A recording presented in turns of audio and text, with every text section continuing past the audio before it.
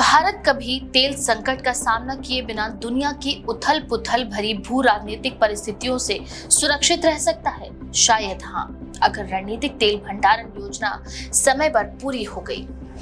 भारत, जो दुनिया का तीसरा सबसे बड़ा तेल उपभोक्ता है, अपनी ऊर्जा सुरक्षा को लेकर एक दीर्घकालिक रणनीति पर काम कर रहा है और तेल आयात पर भारी निर्भरता को देखते हुए भारत ने अपने स्ट्रैटेजिक पेट्रोलियम रिजर्व की संरचना को मजबूत करने की दिशा में ठोस कदम बढ़ाए हैं। इसका उद्देश्य है ऐसे संकट के समय जब वैश्विक आपूर्ति बाधित हो जाए या कीमतें बेतहाशा बढ़ जाए, तब देश के पास पर्याप्त भंडार हो जिससे ऊर्जा आवश्यकताएं पूरी की जा सके।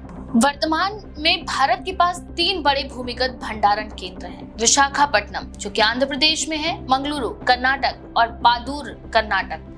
इनकी कुल भंडारण क्षमता लगभग 5.33 मिलियन मीट्रिक टन है, जो भारत की लगभग 9.5 दिनों की औसत मांग को पूरा कर सकती हैं। विशाखापट्टनम में लगभग 1.33 MMT, मंगलुरु में 1.5 MMT और पादूर में 2.5 MMT की स्टोरेज क्षमता है।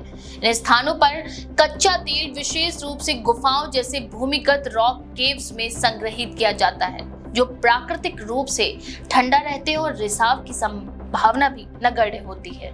लेकिन अब भारत यही नहीं रुकना चाहता। 2025 तक दूसरी चरण की विस्तार योजना के तहत सरकार को 2 नए भंडारण केंद्र विकसित कर रही है, जिसमें चंद्रिकोल उड़ीसा और बीकानेर राजस्थान। इसमें 6.5 MMT अतिरिक्त तेल भंडारण की योजना है, जिससे कुल भंडारण क्षमता बढ़कर 11.83 MMT हो जाएगी, जो कि भारत की लगभग 22 दिनों की जरूरत के बराबर है।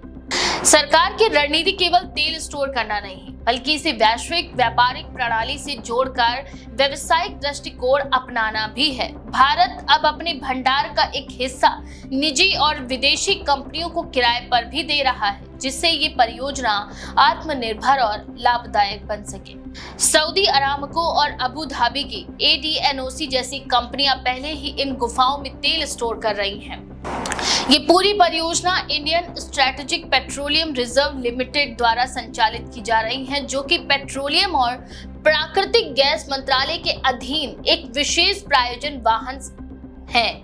भारत के इस रणनीतिक प्रयास को यूक्रेन रूस युद्ध और ईरान संकट जैसे वैश्विक घटनाक्रमों ने और भी तत्कालिकता दी है। वर्ष 2022 में जब कच्चे तेल की कीमतें 120 प्रति बैरल तक पहुंच गई, तब ये स्पष्ट हो गया कि ऐसे समय में रणनीतिक भंडार देश की अर्थव्यवस्था को स्थिर रखने में अहम भूमिका निभा सकते हैं।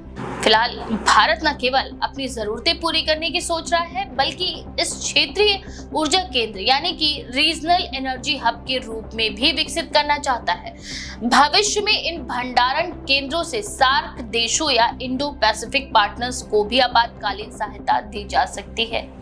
इसमें एक और अहम बात यह भी है कि भारत अब केवल कच्चे तेल के भंडारण पर नहीं, बल्कि विकसित रिफाइनरिंग सिस्टम और अत्याधुनिक ट्रांसपोर्ट इंफ्रास्ट्रक्चर के निर्माण पर भी काम कर रहा है, ताकि जरूरत पड़ने पर यह भंडार तेजी से रिफाइन होकर उपभोक्ताओं तक पहुंच सके। इस योजना के पीछे दीर्घकालिक सोच यही है कि भारत वैश्विक ऊर्जा बाजारों की दया पर न रहे, बल्कि आत्मनिर्भर ऊर्जा सुरक्षा की दिशा में निर्णायक कदम भी उठाए।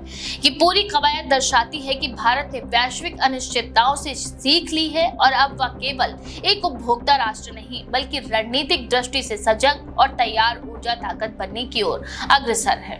भारत की इस नई टेक्निक के बारे में आप क्या सोचते हैं? अपनी राय कमेंट में जरूर लिखें। ऐसी और भी लेटेस्ट अपडेट के लिए देखते रहिए द क्विक।